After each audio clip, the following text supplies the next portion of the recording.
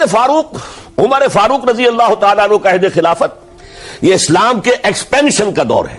اب جو وہ انٹرنل ڈفٹی ختم ہو گئی, انٹرنلی کنسولیڈیٹ ہو گیا انقلاب محمدی صلی اللہ علیہ وسلم, لہذا پوری طاقت کے ساتھ اب 3 لشکر نکلے ہیں, مشرق کے لیے, شمال کے لیے, مغرب کے لیے, اور فتوحات کا دائرہ شروع ہوا. 10 برس حضرت عمر رضی اللہ تعالیٰ عنہ کے خلافت کے وہ ہیں, نوٹ کیجئے, جس میں ایک سلطنت 2 سپر پاورز اس وقت کی تھی, کئی 100 سال سے چلی آ رہی تھی 2 سپر پاورز, اور دونوں جزیرہ نما عرب کے سر پر بیٹھی ہوئی تھی. سلطنت ایران, عراق سے ہو کر سلطنت ایران, کہ خسرو کے زمانے سے, ذوالقرنین کے زمانے سے عظیم مملکت تھی, سپر پاور. دوسری طرف سلطنت روما, دی رومن امپائر, 3 بر اعظموں کو محیط تھی.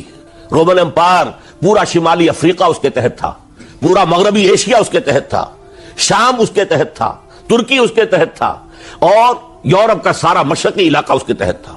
Roman empire. آپ کو معلوم ہے حضرت عمر کے زمانے میں رضی اللہ تعالی عنہ سلطنت کسرا کے تو پرخچے اڑ گئے, نام ختم ہو گیا, وجود نہ رہا. عظیم سلطنت کسرا, حالانکہ آپ کے علم میں ہوگا ان کا بڑا شاندار ماضی تھا. کہ خسرو اور کہ قباد, بڑے بڑے یہ کیانی کہلاتے ہیں. یہ کیان جو ہے یہ بڑی عظیم ایک سمجھیے کہ خاندان تھا بادشاہوں کا. لیکن یہ کہ وہ پوری سلطنت کسرا ختم ہو گئی. کیوں؟ اس نے حضور کے نامہ مبارک کو چاک کیا تھا, اور حضور نے فرما دیا تھا صلی اللہ علیہ وسلم, خسرو نے میرا خط نہیں چاک کیا, اپنی سلطنت چاک کر دی. اور واقعتاً سلطنت کسرا جو ہے ختم ہو گئی, نام و نشان ختم ہو گیا. دوسری طرف سلطنت روما تھی, عیسائیوں کے ساتھ, چونکہ وہ تھی کرسچین, عیسائیوں کے ساتھ حضور کے زمانے میں کوئی براہ راست تصادم نہیں ہوا تھا. سارا تصادم ہوا تھا یا مشرکین عرب سے اور یا یہودیوں سے. عیسائی جو ہے عربین پیننسولا میں تھے ہی نہیں, یمن کے علاقے میں کچھ تھے لیکن ان کی کوئی حیثیت نہیں تھی, لہذا کوئی کنفرنٹیشن نہیں ہوئی. دوسرے عیسائیوں میں ابھی اہل علم موجود تھے. جیسے آپ کو معلوم ہے نجاشی بادشاہ کیسے ایمان لے آیا, اس نے حضرت عیسیٰ کے بارے میں پوچھا, حضرت جعفر طیار رضی اللہ تعالیٰ عنہ نے سورہ مریم کی آیات پڑھ کر سنائی, اور اس نے کہا بین ہی جو ان آیات میں تم نے پڑھا ہے, عیسیٰ کی حقیقت اس سے 3 کے برابر بھی زیادہ نہیں ہے. اسی طرح ہرقل نے جب اس کو حضور کا نامہ مبارک پہنچا, اس نے جو بھی پیغامبر آئے تھے ایلچی, ان کا اکرام کیا, احترام کیا. وہ عالم تھا, جان گیا کہ یہ نبی آخر الزمان ہے, چاہتا تھا کہ میں ایمان لے آؤں بشرطے کہ میرے سارے درباری سپہ سالار بھی ایمان لے آئیں. جیسے کہ سن 300 عیسوی میں پوری رومن امپائر نے عیسائیت اختیار کی تھی, اس سے پہلے وہ بت پرست تھے. 300 عیسوی میں سلطنت روما کا جو ایمپرر تھا وہ ایمان لے آیا حضرت عیسیٰ پر. اس وقت تک ظاہر بات ہے اسلام حضرت عیسیٰ کا دین تھا, حضور تو ابھی آئے نہیں, حضور کے آنے میں تو ابھی 300 برس سے باقی ہیں. وہ عیسائی ہو گیا, پوری مملکت عیسائی ہو گئی, تو وہ نظام جو تھا حکومت کا برقرار رہا, انٹیکٹ رہا. ہرقل یہ چاہتا تھا کہ اسی طرح میری پوری سلطنت ایمان لے آئے تو میری حکومت برقرار رہے. لیکن یہ کہ اس کے جو درباری تھے اور اس کے بڑے بڑے جو سپہ سالار اور جرنیل تھے, انہوں نے ریجیکٹ کر دیا, اور یہ بادشاہت کی بیڑی اس کے پاؤں میں پڑی رہ گئی. ایمان تو نہیں لایا لیکن پہچان گیا تھا حضور کو صلی اللہ علیہ وسلم. اور اس سلطنت روما سے پھر آپ کو معلوم ہونا چاہیے کہ مسلمانوں نے اس کی 3 ٹانگوں میں سے 2 ٹانگیں توڑ دی, پورے شمالی افریقہ سے نکال باہر کیا, پورے مغربی ایشیا سے, یہ شام اور ترکی کا علاقہ اناطولیہ نکال دیا, اور اس کی سلطنت محدود رہ گئی یورپ کے اندر. تو یہ عظیم کام ہوئے ہیں حضرت عمر رضی اللہ تعالی عنہ کے عہد میں. اب سوچئے اس عظیم ریولوشن کا بھی کوئی کاؤنٹر ریولوشن ہونا چاہیے تھا کہ نہیں. ایرانی بڑے زبردست نیشنلسٹ لوگ تھے, نسل پرست, اپنی نسل پر فخر کرنے والے. ہماری روایات عظیم ہیں, ہم کہ خسرو کے وارث ہیں. اور آپ کو معلوم ہے کہ آخری جو بادشاہ تھا رضا شاہ پہلوی, وہ چاہتا تھا کہ خسرو کے دور کی عظمت اور سطوت کو دوبارہ لے آئے. 2500 سالہ جشن اس نے منایا تھا. وہ چاہتا تھا وہی شان میری ہو جائے جو کہ خسرو کی تھی. یہ جو ان کے اندر نیشنلزم تھا, جب ان کی سلطنت کے پرخچے اڑ گئے حضرت عمر رضی اللہ تعالیٰ عنہ کے ہاتھوں, تو ان کے دلوں میں حضرت عمر کی دشمنی, وہ خون کے پیاسے ہو گئے عمر کے رضی اللہ تعالیٰ عنہ. میں یہاں آپ کو ذرا ایک حوالہ دے دوں. فردوسی نے جو شاہ نامہ لکھا, حالانکہ وہ مسلمان تھے لیکن چونکہ پرانے ایرانی ذہن کی عکاسی کر رہے تھے, تو انہوں نے جب کہ عرب فوجیں آئی ہیں تو اس نے ایران کا جو اپنے اوپر فخر تھا اس کی ترجمانی کرتے ہوئے لکھا ہے, زشیر شتر خوردن و سوسمار عرب را بجائیست آیت قرار کہ تختے کیا را کنند آرزو تفو برتو ہے چرخ کرداں تفو کہ یہ عرب اونٹنیوں کا دودھ پینے والے، گوہ کھانے والے. یہ گوہ ایک بڑی سی چھپکلی کا جیسا جانور ہوتا ہے جو صحرا کے اندر ہوتا ہے اور وہ اپنا ایک گھر بنا کر رہتا ہے، اسے کھاتے تھے. تو یہ گوہ کھانے والے، اونٹنیوں کا دودھ پینے والے عرب، آج ان کی یہ جرت، یہ جسارت، یہ ہمت کہ تخت کیا را کنند آرزو، کہ وہ آج آرزو کر رہے ہیں کہ کئے سلطنت کئے کا تخت جو ہے وہ ہمیں مل جائے. تفو برتو ہے چرخ گرداں تفو، تف ہے تجھ پر اے گردش کرنے والے آسمان، تف ہے تجھ پر. لہذا اب کاؤنٹر ریولیوشنری موومنٹس آئی ہے. حضرت عمر کی شہادت اس کا نتیجہ ہے. ہرمزان ایک جرنیل تھا اور اس کے جنگی جرائم اتنے شدید تھے ایرانی کے کہ واجب القتل تھا. وہ گرفتار ہو کر حضرت عمر کے سامنے پیش کیا گیا. حضرت عمر نے فرمایا یہ واجب القتل ہے، اس کی گردن اڑا دی جائے. اس کی چالاکی دیکھیے. اس نے کہا امیر المومنین، اے مسلمانوں کے امیر عمر رضی اللہ تعالی عنہ، مجھے ذرا پانی پلوا دیجیے. حضرت عمر نے فرمایا پانی لا دو. ایک کٹورے میں پانی دے دیا گیا. پھر کہا دیکھیے امیر المومنین، مجھے ضمانت دیجیے کہ جب تک میں یہ پانی پی نہ لوں مجھے قتل نہیں کریں گے. فرمایا ہاں ہاں تم پانی پی لو، جب تک یہ پانی تم نہیں پیو گے ہم قتل نہیں کریں گے. اس نے وہ کٹورا پھینک دیا. نہ اب میں یہ پانی پی سکتا ہوں نہ آپ مجھے قتل کر سکتے ہیں، کیونکہ آپ کا ہے یہ کہ جب تک میں یہ پانی نہیں پیوں گا آپ مجھے قتل نہیں کریں گے. اس ہیلے سے جان بچا گیا. پھر اس شخص نے ابو لولو فیروز، ایک غلام تھا، اسے اس کام کے لیے تیار کیا. حضرت مغیرہ ابن شعبہ کا غلام تھا وہ، اور حضرت مغیرہ نے اس سے روزانہ کی ایک اجرت کہ تم کام کرو، مجھے صرف 7 آنے روزانہ دے دیا کرو. اس نے آ کر حضرت عمر سے کہا کہ میرا جو آقا ہے مغیرہ ابن شعبہ یہ مجھ سے بہت زیادہ طلب کرتا ہے. حضرت عمر نے پوچھا کیا دیتے ہو؟ 7 آنے. تم کرتے کیا ہو؟ کہ میں نجار بھی ہوں، میں لوہار بھی ہوں، میں یہ کام کرتا ہوں. فرمایا اتنے پیشوں کا جاننے والا اس کے لیے یہ روزانہ کا ٹیکس یہ زیادہ نہیں ہے، یہ تمہیں دینا چاہیے. اس نے کہا میں چکیاں بھی بناتا ہوں. حضرت عمر نے فرمایا پھر ایک چکی ذرا مجھے بھی بنا دینا. کہنے لگا آپ کے لیے تو میں ایسی چکی بناؤں گا کہ جس کی آواز دنیا بھر میں جائے گی. وہ شخص ہے اور ہرمزان کی سازش کے تحت وہ ایرانی جسے بعد میں ایرانیوں نے کیا کہا، جس نے قتل کیا حضرت عمر فاروق کو، حضرت ابو لولو فیروز. آج بھی ایران میں اس کی قبر کی تفسیریں بکتی ہیں بازار کے اندر. حضرت ابو لولو فیروز وہ آیا ہے مسجد نبوی میں اور آ کر اس نے جبکہ حضرت عمر رضی اللہ تعالیٰ عنہ امامت فرما رہے حملہ کیا. 5-6 وار خنجر کے کیے. حضرت عمر رضی اللہ تعالیٰ شدید مجروح ہو گئے. یہ انتقام تھا جو عجم نے، وہ سلطنت کے جس کے ٹکڑے ختم ہو گئے تھے، جس کا ٹکڑے کر دیے گئے تھے، اس نے انتقام لیا عالم اسلام سے. سمجھا انہوں نے یہ تھا کہ شاید یہ پوری عمارت اسی ایک ستون پر کھڑی ہے، حضرت عمر ہی کے ستون پر کھڑی ہے. اس ستون کو گرا دو گے پوری عمارت گر جائے گی. لیکن ثابت ہوا نہیں، یہ محمد کی بنائی ہوئی عمارت ہے صلی اللہ علیہ وسلم. یہ بہت قوی ہے، اس کی بنیادیں بہت مضبوط ہیں. کوئی ذرا سی تریڑ بھی نہیں آئی، ذرا سی تریڑ بھی نہیں آئی. حضرت عمر فاروق کی شہادت کے بعد حضرت عثمان رضی اللہ تعالیٰ عنہ کا دور خلافت شروع ہوا اور جوں کا توں جو قافلہ چل رہا تھا آگے چلتا چلا گیا. حضرت عثمان رضی اللہ تعالیٰ عنہ کے بارے میں بہت قیل و قال ہے. ان پر تنقیدیں بھی کی، اپنوں نے بھی کی ہیں، دشمنوں نے بھی کی ہیں. لیکن بات جان لیجئے یہ تاثر غلط ہے کہ ان کے پورے دور خلافت کے اندر فتنہ رہا یا ہنگامہ رہا. قتل غلط. 10 برس خلفائے راشدین میں طویل ترین دور خلافت حضرت عثمان کا ہے رضی اللہ تعالیٰ عنہ. 12 برس حضرت ابو بکر کے تو 2.25 برس تھے، حضرت عمر کے 10 برس تھے، ان کا 12 برس. اور 12 میں سے 10 سال ایسے تھے بعین ہی جیسے حضرت عمر کے 10 سال تھے. امن و امان ہے، سکون ہے، چین ہے، اور قافلہ اسلام بڑھ رہا ہے. فتوحات کا دائرہ بڑھتا چلا جا رہا ہے. فتوحات سیلاب کے مانند آگے بڑھ رہی ہیں.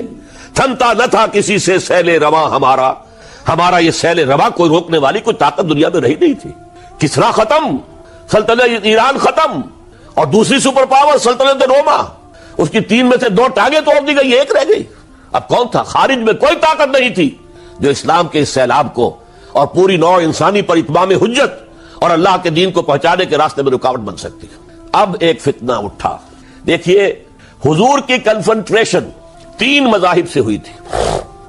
ایک مذہب مشرکین کا، شرک کا قلع کما کر دیا گیا جزیرہ نما عرب سے، ختم ہو گئے۔ انہوں نے کاؤنٹر ریولوشنری موومنٹس اٹھائیں حضرت ابوبکر کے زمانے میں، ان کو کرش کر دیا حضرت ابوبکر صدیق رضی اللہ تعالیٰ عنہ، چاہے ہزاروں صحابہ شہید ہوئے۔ اس کے بعد دوسری طاقت کون تھی؟ مذہبی، یہودی۔ یہود کے 3 قبیلے مدینے میں آباد تھے، بنو قینقاع، بنو قریظہ، بنو نذیر۔ 2 کو مدینے سے نکال دیا گیا ان کی بدعہدی کی وجہ سے، حالانکہ حضور نے مدینہ تشریف لاتے ہی ان سے معاہدے کر دیے تھے۔ ان کا میثاق مدینہ یہ در حقیقت ایک پیکٹ تھا، جوائنٹ ڈیفنس آف مدینہ کا۔ مدینے پر اگر کوئی حملہ کرے گا، اور ظاہر بات ہے یہ کہ امکان تھا کہ مکے والے آ کر حملہ کریں، مشرکین مکہ، لیکن مدینے کا ہم تحفظ کریں گے مل کر، مسلمان اور یہودی۔ لیکن انہوں نے ہر موقع پر وعدہ خلافی کی۔ پہلے بنو قینقاع نکالے گئے، پھر بنو نذیر نکالے گئے۔ غزوہ احزاب کے موقع پر بدترین جو ہے بدعہدی بنو قریظہ نے کی، اور ان کو بڑی سخت سزا دی گئی، کیونکہ انہوں نے خود کہا تھا کہ ہمارا فیصلہ سعد ابن معاذ رضی اللہ تعالی عنہ جو فیصلہ کر دیں گے وہ ہمارے حلیف ہے، جو فیصلہ کر دیں گے ہمیں قبول ہوگا۔ اور حضرت سعد نے تورات کے حکم کے مطابق فیصلہ کیا کہ ان کے جتنے جوان ہیں وہ قتل کر دیے جائیں گے۔ بڑی سخت سزا تھی کہ جو دی گئی ہے، اس میں کوئی شک نہیں۔ پھر ان کا اڈا تھا بہت بڑا خیبر میں، وہ نکال دیا گیا، وہاں سے انہیں نکالا گیا، اس کے اوپر مسلمانوں نے قبضہ کیا۔ جیسا کہ میں نے عرض کیا، عیسائیوں سے کوئی کنفرنٹیشن نہیں ہوئی تھی، لیکن ان 2 کے ساتھ ایک مشرکین عرب کا خاتمہ ہوا اور ایک جزیرہ نما عرب سے یہودیوں کا خاتمہ ہوا۔ لہذا ان کے اندر جلن تھی، انتقام کی آگ تھی۔ سب سے بڑا تو حسد تھا کہ 2000 سال سے نبوت اور رسالت ہمارے پاس تھی، موسیٰ سے لے کر عیسیٰ تک علیہ الصلوۃ والسلام، 1400 برس ہماری تاریخ کے وہ ہیں کہ کوئی ایک لمحہ بھی نہیں تھا کہ کوئی نبی موجود نہ ہو۔ نوٹ کیجئے اس بات کو، حضرت موسیٰ 1400 قبل مسیح میں، اور حضرت عیسیٰ سن عیسوی کا آغاز، ان 1400 سالوں میں مسلسل نبوت بنی اسرائیل میں رہی۔ یہ حدیث ہے بخاری شریف کی، کانت بنو اسرائیل تسوسہم الانبیاء، بنی اسرائیل کی حکومت، ریاست، سیاست کا کام انبیاء کرتے تھے۔ اذا ہلک نبی خلفہ نبی، جب بھی نبی کا انتقال ہوتا تھا ان کا خلیفہ دوسرا نبی ہوتا تھا۔ یہ چین ٹوٹی نہیں، 1400 برس۔ آپ کو معلوم ہے حضرت داؤد بادشاہ بھی ہے، خلیفہ بھی ہے، نبی بھی ہے، ان کے بیٹے حضرت سلیمان بادشاہ بھی ہے، نبی بھی ہے، خلیفہ بھی ہے۔ اسی طریقے سے یہ سلسلہ چلتا رہا۔ تورات انہیں دی گئی، انجیل انہیں دی گئی، زبور انہیں دی گئی، بے شمار صحیفے اور دوسرے چھوٹے نبیوں کو دیے گئے۔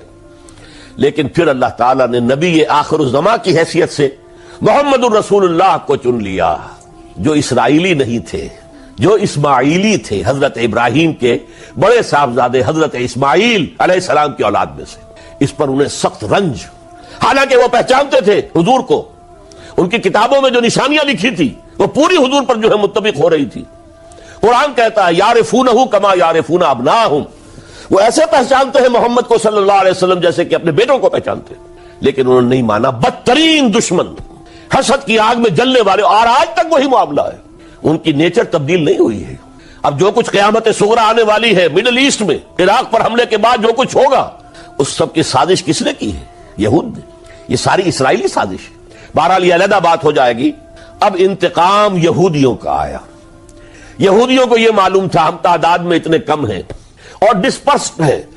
سن 70 عیسوی میں ایک رومن جنرل ٹائٹس، اس نے حملہ کر کے یروشلم بیت المقدس کی اینٹ سے اینٹ بجائی، 1,33,000 یہودی ایک دن میں قتل کیے۔ اور ان کا سیکنڈ ٹیمپل جو تھا، جو حضرت سلیمان نے بنایا تھا، معبد، عبادت گاہ، ہم تو اسے مسجد کہیں گے، مسجد اقصی، لیکن انہوں نے اسے کہا ہیکل، ٹیمپل، اس کو گرا دیا تھا نبوکڈنیزر نے 587 عیسوی میں۔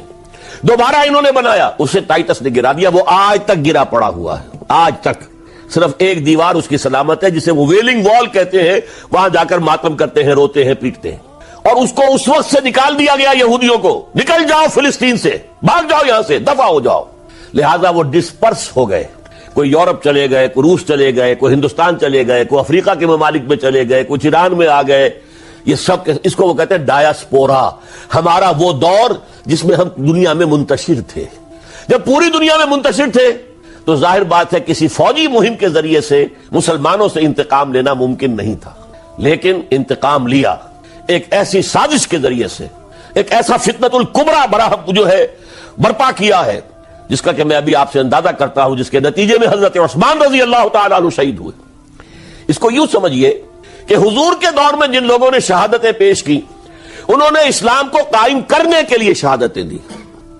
اب دور خلافت راشدہ میں جو شہادتیں پیش کی گئیں وہ اسلام کو قائم رکھنے کے لیے، جو عمارت بن گئی ہے اب گرنے نہ پائے، اسے دشمن گرا نہ دے، اس ڈیفنس کے اندر، اس تحفظ کے اندر جانے دی، ہزاروں نے دی۔ حضرت عمر رضی اللہ تعالیٰ عنہ قائد خلافت ہے، بیت المقدس کا محاصرہ کیا گیا، فصیل بڑی اونچی، شہر اندر سے سیلف سفیشینٹ، حملے کا راستہ کوئی نہیں، محاصرہ طول کھینچ رہا ہے، لیکن ان کے پاس رسد بھی موجود ہے، پانی بھی موجود ہے، وہ دروازے بند کر کے بیٹھے ہوئے۔ بالآخر اللہ تعالیٰ کی مشیت کا ظہور کیسے ہوا؟ ان کے کچھ علماء آئے فصیل پر، کہا دیکھو مسلمانوں، تم قیامت تک بھی یہاں پڑے رہو گے محاصرہ کر کے، ہمارا یہ شہر فتح نہیں ہوگا۔ ہاں، ایک درویش بادشاہ کے ہاتھوں یہ شہر فتح ہونا ہے، لیکن تمہارے اندر ہمیں وہ نظر نہیں آ رہا۔ ابو عبیدہ بن الجراح رضی اللہ تعالی عنہ، امین هذه الامہ، ان کا فوراً ذہن گیا، وہ درویش بادشاہ مدینے میں بیٹھا ہوا ہے، عمر رضی اللہ تعالی۔ اب ایک اور عمر بھی ہے جو قندھار میں بیٹھا ہے، نقشہ وہی ہے، سادگی کی حد تک نقشہ وہی، بالکل وہی، اپنی آنکھوں سے دیکھا ہے، وہی سادگی۔ عمر اول، عمر ثانی تھے عمر بن عبد العزیز۔ اب ایک اللہ کے فضل سے اللہ تعالیٰ ایدہ اللہ بنصرتہ، اللہ تعالیٰ ان کی نصرت فرمائے، دشمنوں کو ان کے مقابلے میں نیست و نابود کرے۔ انہوں نے ریکویسٹ بھیج دی کہ حضور تشریف لائیے، یہ شہر فتح ہو جائے گا۔ وہ ہے سفر تاریخی، اتنا طویل سفر، تقریباً 700 میل، ایک اونٹ، ایک خادم، ایک منزل پہ امیر المومنین اوپر بیٹھے، خادم آگے چل رہا ہے، اگلی منزل پہ خادم اوپر بیٹھا ہے، امیر المومنین آگے جا رہا ہے۔ اور جب پہنچے ہیں تو وہ باری تھی خادم کی، انہوں نے ہاتھ جوڑ دیا، حضور خدا کے لیے تم کیا کہیں گے لوگ، وہ میرا برا حال کر دیں گے، تمہیں شرم نہیں آئی؟ امیر المومنین پیدل آگے چل رہے ہیں نکیل پکڑ کر، اور تم بیٹھے ہو اوپر براجمان ہو۔ حضرت عمر فرمایا دورو دورو، نہیں، باری تمہاری ہے، بیٹھ۔ اس حال میں پہنچے ہیں، اور پھر یہ کہ ابو عبیدہ بن الجراح آئے ہیں، استقبال کیا ہے تو دیکھا ہے اس حال میں چلے آ رہے ہیں، عمر نکیل پکڑے ہوئے چلے آ رہے ہیں، اور کہتے ہیں کہ کہیں کیچڑ ویچڑ تھا، جوتے خراب ہو گئے تھے، وہ بھی اتار کے ہاتھ میں پکڑے ہوئے، کپڑے تو تھے ہی پھٹے ہوئے۔ انہوں نے کہا کہ حضرت ابو عبیدہ نے، دیکھیے یہ بڑا متمدن ملک ہے، بڑا مہذب علاقہ ہے یہ، آپ ذرا حلیہ اپنا دوست فرما دیں تب جا کے پیش کروں، ہم آپ کو کریں گے۔ آپ نے فرمایا نحن قوم اعزنا اللہ بالاسلام، ہم وہ قوم ہیں جنہیں اللہ نے عزت دی ہے اسلام کے ذریعے سے، کپڑوں کے ذریعے سے نہیں، دولت کے ذریعے سے نہیں۔ اسی حال میں گئے ہیں، اوپر سے انہوں نے کھڑے ہو کر نشانیاں دیکھی ہیں، اپنی کتابیں کھولی، ہاں یہ وہی ہے، اچھا لو جی سرنڈر، شہر تمہارے ہاتھ میں۔ خون کا ایک قطرہ نہیں بہا اور بیت المقدس فتح ہو۔ لیکن اس وقت حضرت عمر نے ایک نرمی یہ کی کہ یہودیوں کے لیے بھی اسے اوپن سٹی قرار دے دیا۔ یہ احسان عظیم حضرت عمر کا، اس سے پہلے یہودی آ ہی نہیں سکتا تھا، داخل ہی نہیں ہو سکتا تھا، وہاں وہ آ کر وزٹ نہیں کر سکتا تھا، زیارت نہیں کر سکتا تھا اپنے مقدس مقامات کی۔ حضرت عمر نے یوں سمجھیے کہ تقریباً 550 برس کے بعد ان کے لیے راستہ کھولا ہے کہ ہاں تم آ سکتے ہو، زیارت کر سکتے ہو۔ لیکن یہ عیسائیوں نے لکھوایا معاہدے کے اندر، انہیں یہاں آپ آباد ہونے کی اجازت نہیں دیں گے، لیکن کم وزٹ دی پلیسز، دیکھیں زیارتیں کریں اور جائیں۔ یہ معاہدہ حضرت عمر کا ہے رضی اللہ تعالیٰ، جو پھر خلافت راشدہ کے بعد بنو امیہ نے بھی اس کو آرڈر کیا، بنو عباس نے کیا، پھر جو ہمارے یہ ترکوں میں اندر خلافت آئی تو ترک خلفاء نے بھی اس معاہدے کی پوری پابندی کی۔ فلسطین میں آ سکتے ہیں یہودی صرف زائرین کی حیثیت سے، وہاں آباد نہیں ہو سکتے۔ اب آئیے اگلا دور آیا حضرت عثمان کا دور خلافت۔ یہ ہے وہ وقت کہ اب یہود نے امت مسلمہ کی پیٹھ میں چھڑا ٹھوکا۔ وہ کیسے؟ ایک یہودی عبداللہ ابن سبا اسلام کا لبادہ اوڑھ کر آ گیا، معاشرے کا جائزہ لے لیا، ان میں بنو ہاشم اور بنو امیہ میں جو پرانی کشاکش تھی اس کے کچھ نہ کچھ جراثیم باقی ہیں. اگر ان کو ذرا بھڑکا دے تو مسلمانوں میں انتشار پیدا ہوگا. کہا یہ عثمان کون ہے؟ یہ تو بنو امیہ میں سے ہے. یہ حق تو بنو ہاشم کا ہے، خلافت ان کے پاس ہونی چاہیے. محمد کے تو رشتہ دار وہ ہے صلی اللہ علیہ وسلم. عوام الناس کے اندر بات پھیلنی شروع ہوئی. پھر ایک بڑی سازش کے انداز میں حضرت عثمان کے خلاف پروپیگنڈا، حضرت عثمان کے جو عاملین تھے، گورنر تھے، ان کے خلاف پروپیگنڈا. اور ایسی ہوشیاری کرتے تھے کہ کوفے میں کوفے کے حاکم کے خلاف کچھ نہیں کہنا. اجی مصر میں یہ ہو رہا ہے، اجی شام میں یہ ہو رہا ہے، اجی یہ جو عثمان ہے وہ یہ کر رہا ہے، یہ ظلم ہو رہا ہے، یہ لوٹ مار ہو رہی ہے، یہ خیانتیں ہو رہی ہیں. اب نہ تو اس زمانے میں مینز آف کمیونیکیشن، کیسے تصدیق کریں؟ افواہیں تو آپ آج کراچی کے اندر شروع ہو جائے تو پتہ نہیں چل سکتا کسی کو کہ کیا اس میں صداقت ہے، کیا جھوٹ ہے. اور بری بات جو ہے فطرت انسانی کی کمزوری ہے، وہ فوراً قبول کرتا ہے. کسی کے بارے میں اچھی بات ماننے کو تیار نہیں ہوتا، لیکن بری بات تو فوراً تیار. بہرحال یہ فتنہ انہوں نے اٹھایا، حضرت علی کی الوہیت کا فتنہ اٹھایا، حضرت عثمان کے خلاف الفتنۃ الکبریٰ برپا کیا. حضرت عثمان شہید ہوئے. اس کے بعد 5 برس تک مسلمان ایک دوسرے کی گردنیں کاٹتے رہے. بابی خانہ جنگی ہوئی. امت کو وہ زخم لگایا ہے جو آج تک جس سے خون رس رہا ہے. یہ شیعان عثمان اور شیعان علی تھے جو بعد میں پھر سنی اور شیعہ ہو، اور آج تک فتنہ کس نے جگایا؟ ایک عبداللہ ابن سبا یہودی اور اس کے کارندے، شیطان کا ایجنٹ، اور انسانوں میں سے بھی اس کے جو بھی حواریین تھے اور شیطانوں کے اندر سے بھی انہوں نے بھی اس آگ کو بھڑکایا. یہ آپ سوچ لیجئے کہ یہ کس نے وہ زخم لگایا؟ یہودی. اگلا دور آیا، خلافت راشدہ ختم ہوئی، بنو امیہ کا بھی دور کافی گزر گیا. طارق ابن زیاد 712 عیسوی میں حملہ کرتے ہیں اسپین پر.